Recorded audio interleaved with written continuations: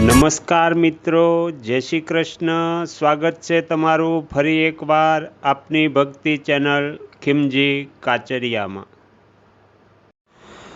આજના વિડીયોમાં આપણે સાંભળીશું માગશર માસ મહાત્મય, જે સંપૂર્ણ જગતને આનંદ આપનારા તથા ભોગ અને મોક્ષ આપનારા છે।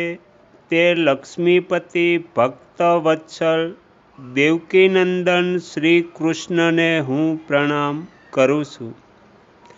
શ્વેતદીપમાં દેવાધિદેવ ભગવાન રમાકાંત સુખપૂર્વક બિરાજેલા હતા।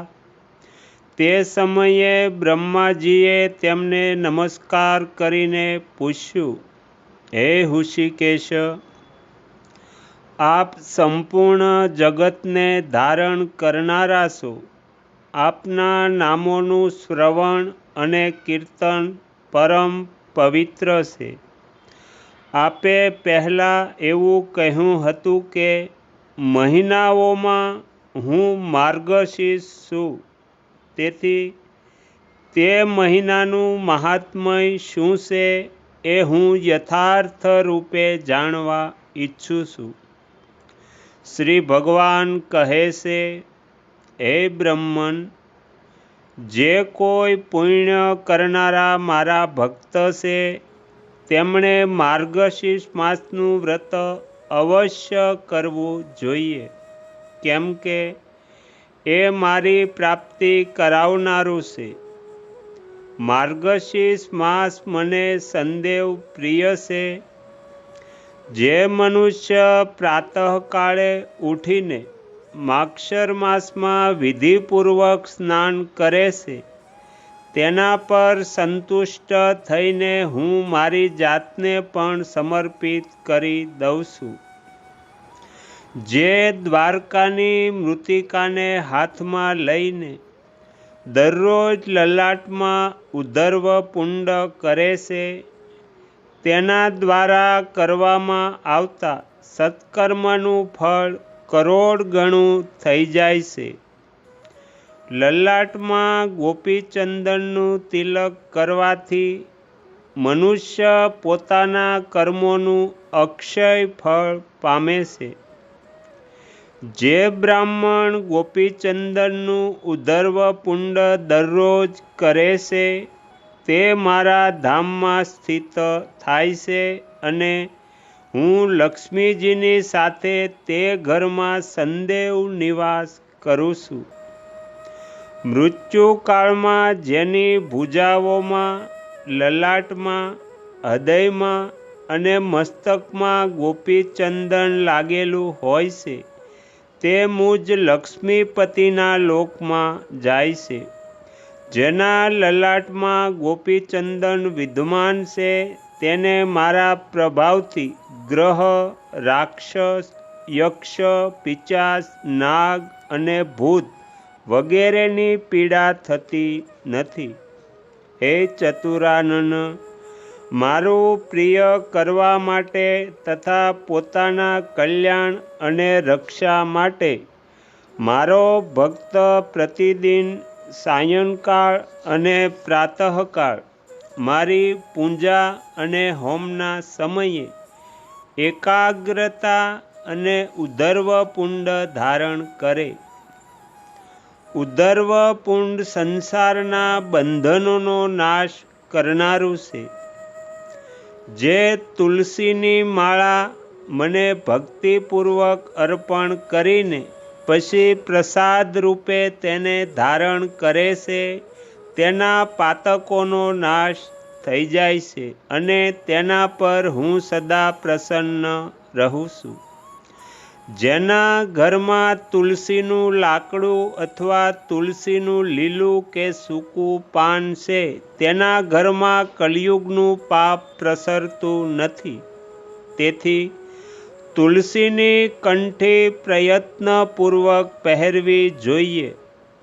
પદ્રાક્ષ અને આંબળાની માળા પણ ભક્તિ સહિત મને અર્પણ કરીને પહેરવી જોઈએ, તો તે ઉત્તમ પુણ્યદાયી છે। રત્નમય સિંહાસનની ભાવના કરીને તેના પર અષ્ટદળ કમળનું ચિંતન કરવું. તેના પ્રત્યેક દળમાં એટલે પાનમાં ઓમ નમો નારાયણાય આ અષ્ટાક્ષર મંત્રના એક એક અક્ષર છે તે કમળ પર બેઠેલા કોટી ચંદ્રમા જેવી ક્રાંતિવાળા મુજ ચતુર્ભુજ વિષ્ણુનું ધ્યાન કરવું. દ્વાદશી અથવા પૂર્ણિમાએ જો ગાયના દૂધથી મને સ્નાન કરાવવામાં આવે તો તે મોટા મોટા પાતકોને હરનાર છે. જે મનુષ્ય માક્ષર માસમાં મને મધ અને સાકરથી સ્નાન કરાવે છે તે સ્વર્ગમાંથી આ લોકમાં આવ્યા પછી રાજા થાય છે. જે માક્ષર માસમાં મને દૂધથી નવડાવે છે તે સ્વર્ગલોકમાં ચંદ્રમા ઇન્દ્ર રુદ્ર અને મરુદ ગણો પર વિજય મેળવે છે. જે ઉપાસક માક્ષર માસમાં શંખમાં તીર્થનું જળ લઈને તેની એક બુંદથી પણ મને સ્નાન કરાવે છે તે પોતાના સંપૂર્ણ કુળને તારી દે છે. જે માક્ષર માસમાં ભક્તિપૂર્વક શંખ ધ્વનિ કરીને મને સ્નાન કરાવે છે તેના પિતૃઓ સ્વર્ગલોકમાં પ્રતિષ્ઠિત થાય છે.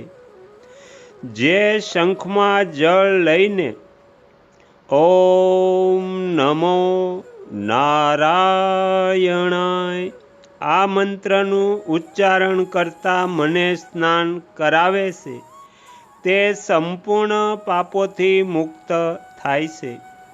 નદી, તળાવ, વાવ અને કૂવા વગેરેનું જે જળ શંખમાં રાખવામાં આવે છે તે બધું ગંગાજળ જેવું થઈ જાય છે. જે વૈષ્ણવ મારા ચરણામૃતને શંખમાં ભરીને પોતાના માથા પર ધારણ કરે છે તે તપસ્વી મુનિઓમાં સર્વશ્રેષ્ઠ છે. ત્રણેય લોકમાં જેટલા તીર્થ છે તે બધા મારી આજ્ઞાથી શંખમાં નિવાસ કરે છે. તેથી શંખને શ્રેષ્ઠ માનવામાં આવે છે.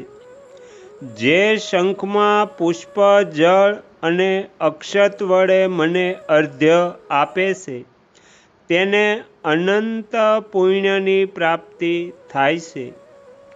જે વૈષ્ણવ મારા મસ્તક પર શંખનું જળ ઘુમાવીને તે જળ વડે પોતાના ઘરને ચીંચે છે તેના ઘરમાં કશું અશુભ થતું નથી.